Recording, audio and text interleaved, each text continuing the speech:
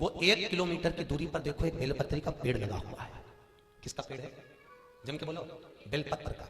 और बेलपत्र के पेड़ के 1.25 किलोमीटर के एरिया में अगर किसी के प्राण छूटते हैं तो वो शंकर के धाम में चला जाता है, और तुलसी के 1 किलोमीटर के एरिया में प्राण छूटते हैं तो वो वैकुंठ चला जाता है। महाराज शास्त्र कह रहा है, बेलपत्र का प्रमाण देखिए कि शंकर को कितनी प्रिय है बेलपत्र। 1 किलोमीटर के एरिया में कहीं अगर शिव का बेलपत्र का पेड़ भी लगा है और किसी के प्राण, कई लोगों को तुमने देखा होगा कोई मर जाता है तो उसके पीछे घर के लोग, गांव के लोग, जिनके यहाँ तुलसी सूख जाती है तो वो तुलसी की डंडियां लेकर जाते हैं। भैया कौन से शास्त्र में लिखा है? कौन से शास्त्र में लिखा है?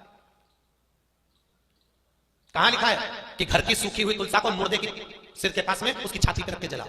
कौन से पुराण में लिखा है?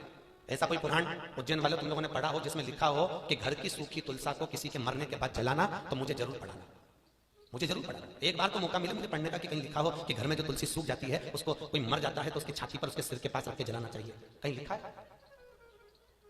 वो तो बेचारा गरीब बड़ा व्यक्ति मर गया, उसकी यहाँ लकड़ी तक नहीं थी, थोड़ी सी लकड़ी थी तो उसने सोचा थोड़ी तुलसा की लकड़ी ले जाऊं, तो बेचारा गरीब बड़े ने तुलसा में ले जाकर मुर्दे को जला दिया। तो लोगों ने सोचा तुलसी सिर के पास रख के जलाओ तो मुर्दा बेकुंठ चले जाता है।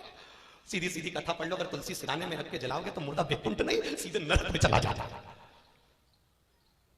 शास्त्र रीति, तुलसी हमारे घर की बहू है, तुलसी हमारे घर की बेटी है। कौन है तुलसा? आप लोग तुलसी ब्याह वाले दिन सालिग्राम जी की शादी करते हो तो बहू हो गई, जिस दिन तुमने कन्यादान करा तो बेटी हो गई। रोज अगर जल सींचा तो तुम्हारे आंगन की बहू है वो, तुम रोज उसकी फेरी लगा रहे हो, परिक्रमा कर रहे हो, पानी चढ़ा रहे हो, दिया लगा रहे हो, तो तुम्हारे घर की लक्ष्मी है वो। और वो लक्ष्मी अगर सूख जाती है, वो लक्ष्मी मान लो अगर सूख गई तो उसको क्या मुर्दे पर रखकर जलाएंगे? नहीं। विष्णु पुराण में लिखा है अगर तुलसा की डालियां सूख जाती हैं तो उनको वृंदावन भेजना चाहिए। कहां भेजना चाहिए? वृंदावन।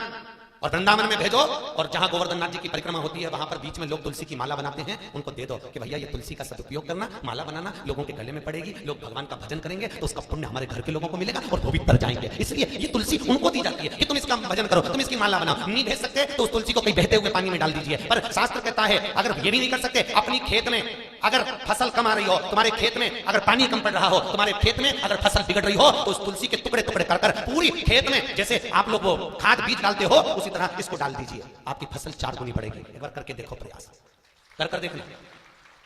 उस तुलसा को ले जाकर मुर्दे पर जलाना की प्रामाणिकता नहीं है शास्त्र की।